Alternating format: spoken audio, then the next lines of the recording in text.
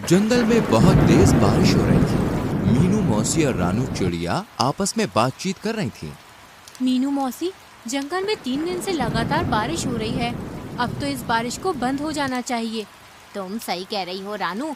लगातार हो रही बारिश से सभी बहुत ज्यादा परेशान हैं और चिंतित भी।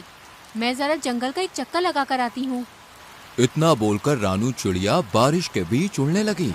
रानू चिड़िया उड़ते हुए कुछ ही दूर गई थी कि तभी उसकी नजर एक बकरी के बच्चे पर पड़ी, जो कि बारिश में भीगता हुआ कांप रहा था।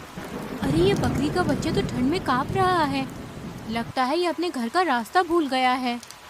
रानू चिड़िया ने इतना कहा ही था कि तभी रानू चिड़िया की नजर उस बकरी के बच्चे से थोड़ी दूर खड़े हुए एक पेड़ के पास एक भेड़िए पर पड़ी। ये भेड़िया तो हमारे जंगल का मालूम नहीं होता, ये तो किसी दूसरे जंगल का लगता है।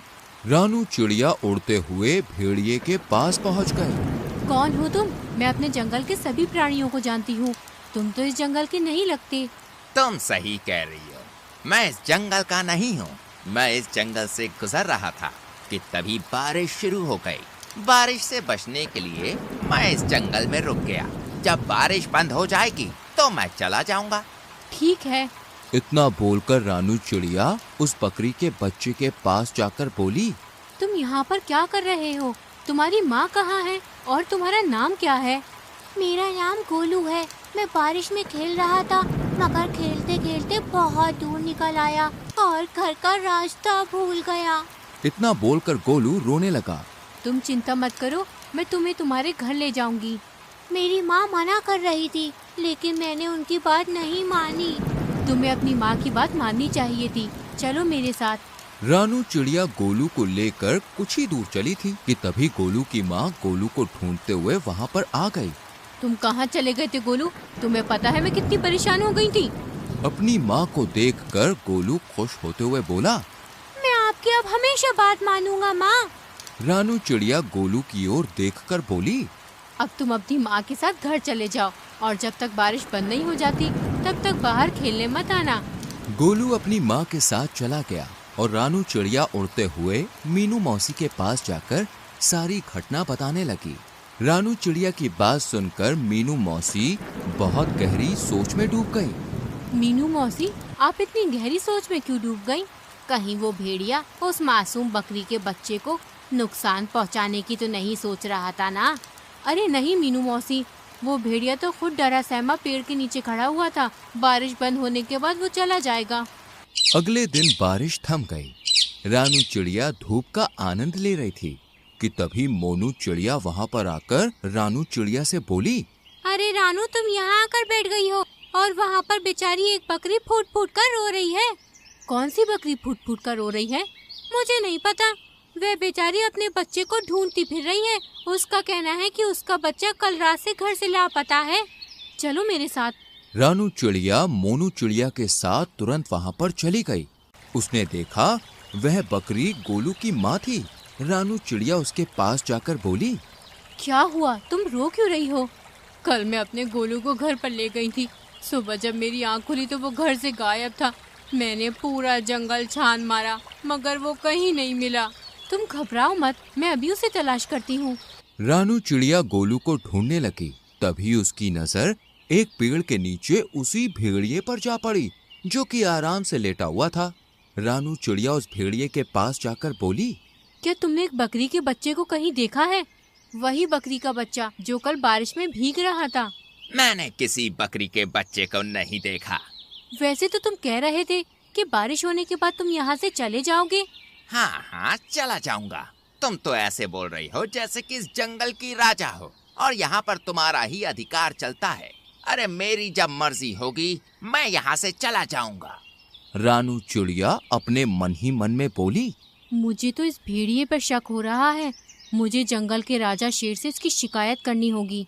रानू चिड़िया जंगल के राजा शेर के पास चली गई और सारी घटना बताती हुई बोली, मुझे उस भेड़िए पर शक हो रहा है। तभी शेर क्रोधित होकर रानू चिड़िया से बोला, इसका मतलब वो भेड़िया सही बोल रहा था। तुम हमेशा जंगल के प्राणियों के खिलाफ मेरे कान भरती रहती हो। ये आपको क्या हो गया महाराज? तभी रानू चिड़िया ने देखा वो भेड़िया गुफा के दूसरे हिस्से से निकलकर गोलू के साथ वहां पर आकर शेर के सामने खड़ा हो गया है। रानू चिड़िया हैरत से इस दृश्य को देखने लगी। महाराज, जब मुझे पता चला कि ये बकरी का बच्चा कल से गायब है तो मैं जंगल में उसकी तलाश के लिए निकल गया, मगर मैं जानता था कि ये रानू चिड़िया मेरे खिलाफ आपके कान जरूर भरने आएगी, इसलिए मैंने आपको पहले ही सब कुछ बता दिया था। महाराज, इस रानू चिड़िया के कारण ही दूसरे जंगल का कोई भी प्राणी आपके जंगल में नहीं आता। शेर रानू चिड़िया की ओर देखकर बोला, और तुम कह रही थी कि इस भेड़िए ने बेचारी बकरी के बच्चे को मार डाला, मगर ये तुम्हारे आने से पहले ही इसे यहाँ सही सलामत ले आया। तुम्हें अब सजा मिलेगी, तुम्हें जेल में डाल दिया जाएगा। इतना बोलकर शेर ने अपने सिपाहियों को आदेश दे दिया और रानू चिड़िया को एक पिंजरे में बंद कर दिया। शेर भेड़िए की ओर देखकर बोला, तुम्हारी जब तक मर्जी हो तुम यहाँ पर रह सकते हो। भेड़िया खुश होकर वहां से चला गया।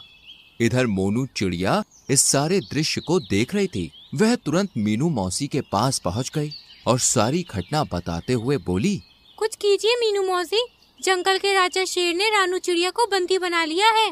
मीनू मौसी गहरी सोच में डूबते हुए बोली, जब रानू चिड़िया ने मुझे बताया था कि वो भेड़िया एक पेड़ के नीचे खड़ा हुआ उस बकरी के बच्चे को देख रहा था, मुझे तभी कुछ न कुछ गड़बड़ लग रही थी। जो भी हो, लेकिन आप कुछ भी करके रानू चिड़िया को उस पिंजरे से बाहर निकालिए। चिंता मत करो मोनू, हम दोनों को अभी फिलहाल कुछ नहीं करना, हमें सिर्फ उस भेड़िए पर गहरी नजर रखनी होगी।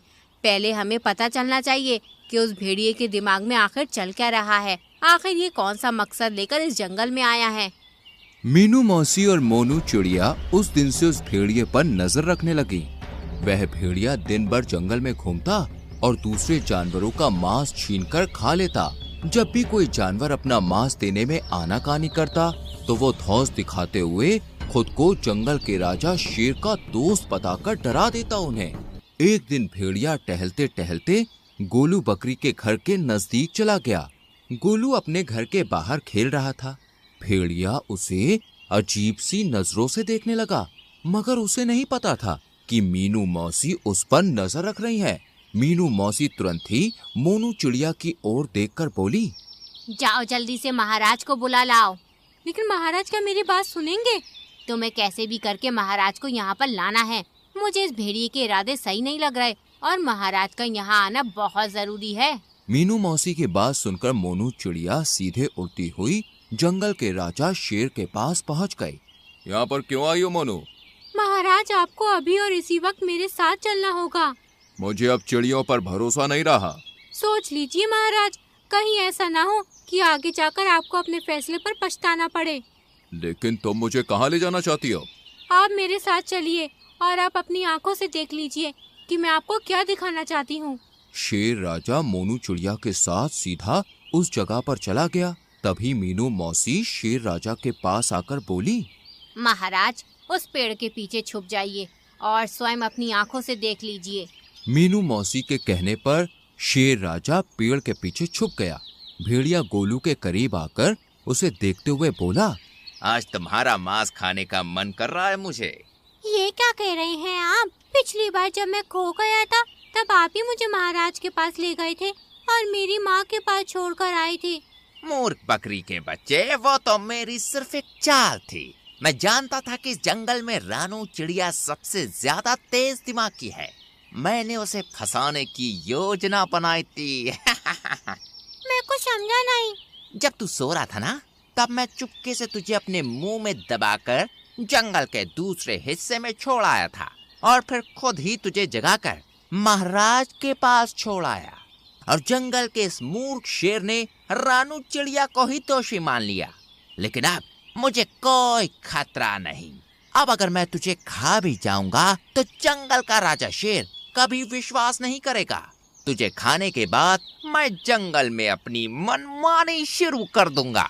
इतना बोलकर भेड़िया गोलू बकरी के बच्चे के ऊपर हमला करने वाला था कि तभी शेर दहाड़ता हुआ वहां पर आ गया।